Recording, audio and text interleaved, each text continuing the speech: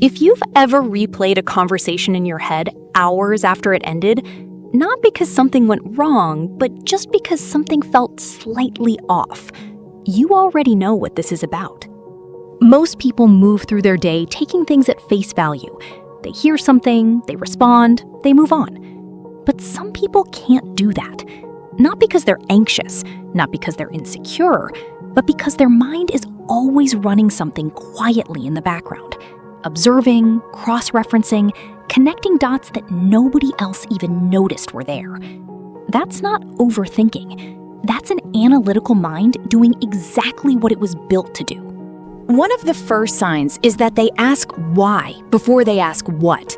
Most people want to know what happened.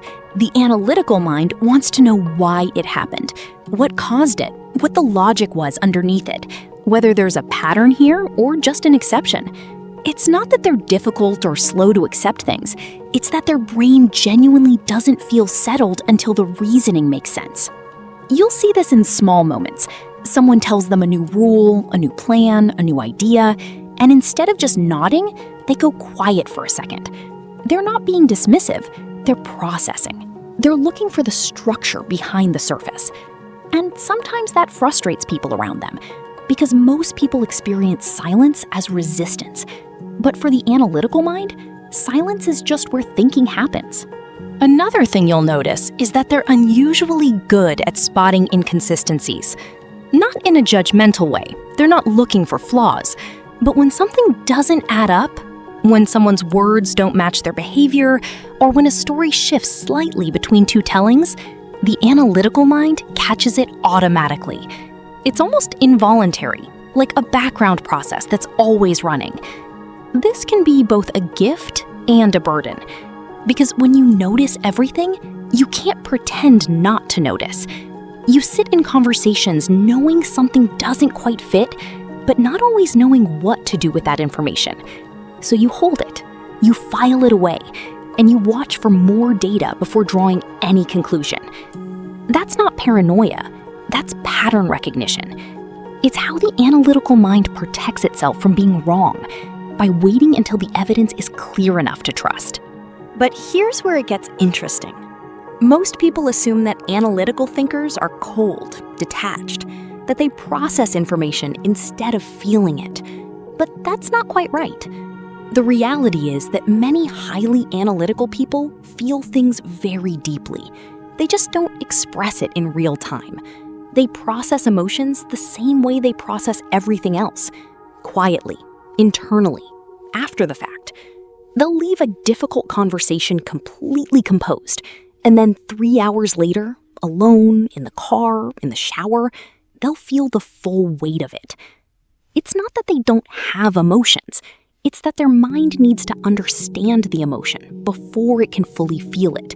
And that takes time. So what looks like emotional distance is often just emotional delay. They're not disconnected. They're processing on a different timeline than most people expect.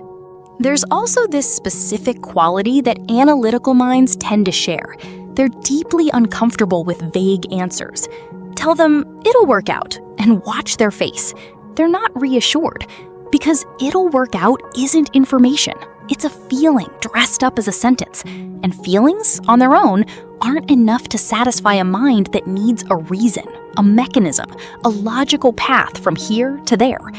This is why they often research obsessively before making decisions. Not because they're indecisive, but because they genuinely can't feel confident until they feel informed. The preparation is the comfort. The knowledge is the safety.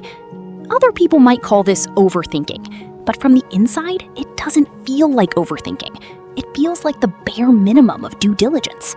And underneath all of this, the pattern recognition, the internal processing, the need for logic and clarity, there's usually something deeper.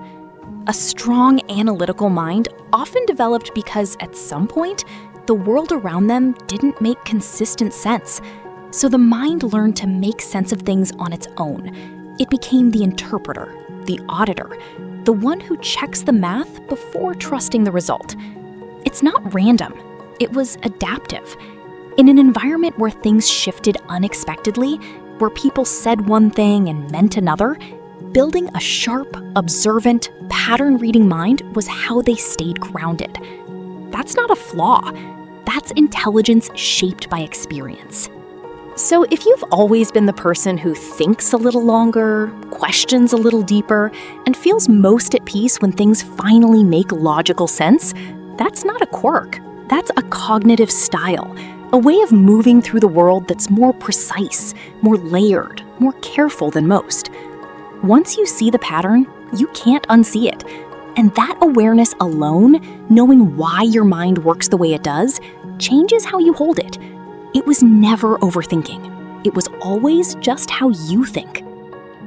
If this explains something about the way you process the world, there's more to uncover.